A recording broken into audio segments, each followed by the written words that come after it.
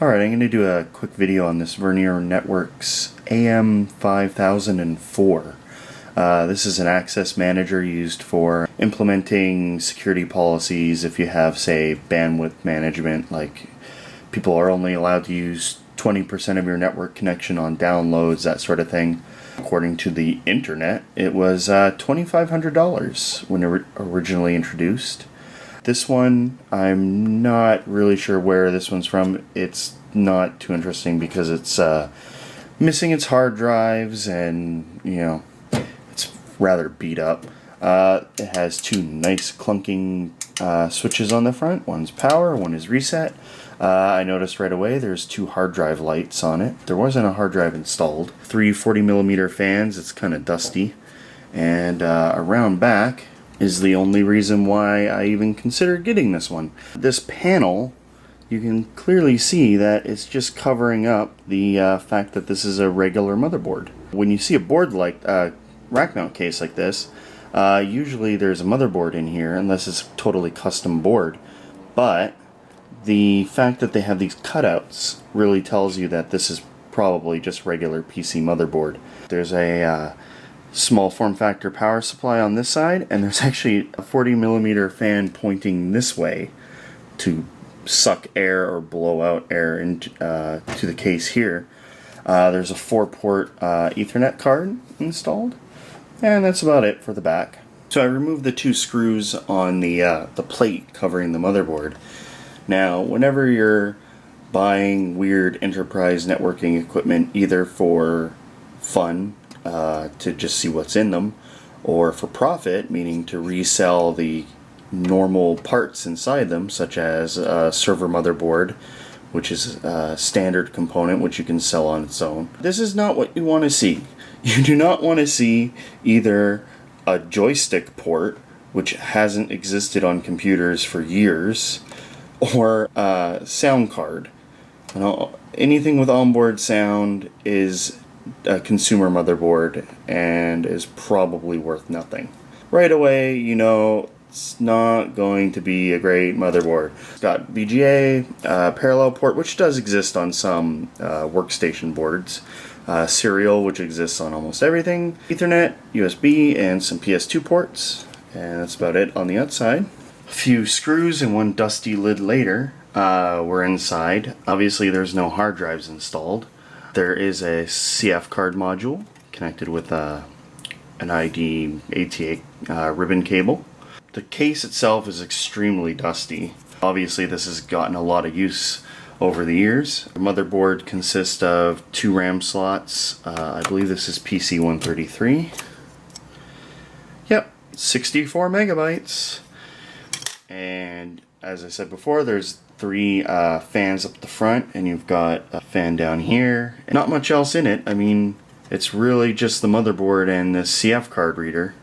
There's a huge bundle of wires coming from the front for the LEDs and the reset switch and whatnot, but it's just a consumer motherboard, unfortunately. And I'm going to pry off the very dusty fan and we'll see what exactly it is. I've pulled out the CPU. It's a Pentium 3 based Celeron, 1 GHz, 128K of cache, which is hardly anything, and a whopping 100 MHz bus speed, which means that PC133 RAM isn't even running at 133.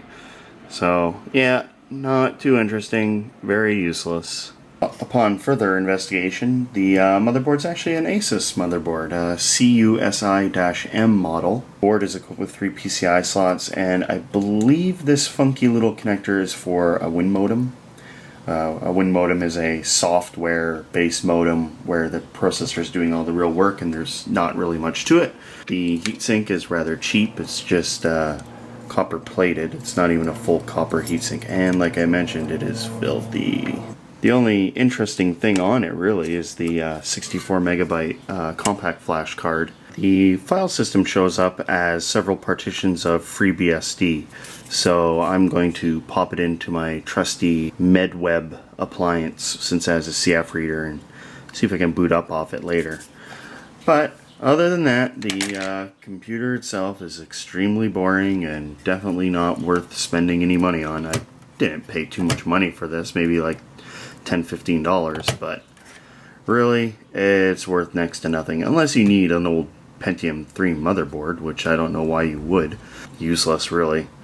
Surprisingly, the caps seem to be in good shape, considering how many motherboards I get that are showing signs of failed caps. That's actually pretty impressive for an older one.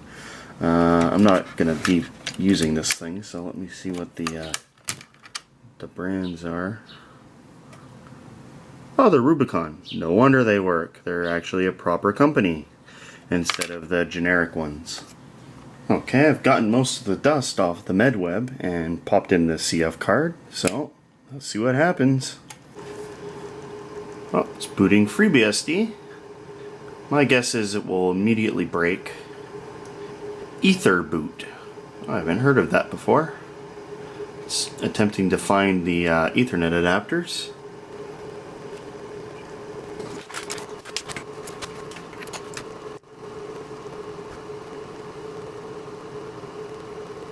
I was unable to get it to boot. It looks like it might just be a bootloader on the card trying to get software from something else, possibly the hard drive or something, although it appears to be trying to do a network boot from something. Yeah, it's a little sad when the best thing you get out of a product is a crappy 4-port PCI Ethernet card.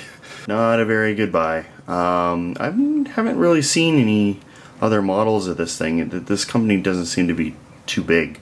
Yeah, I doubt I'll come across anything better than this thing from these guys, so I think they're just a company to avoid.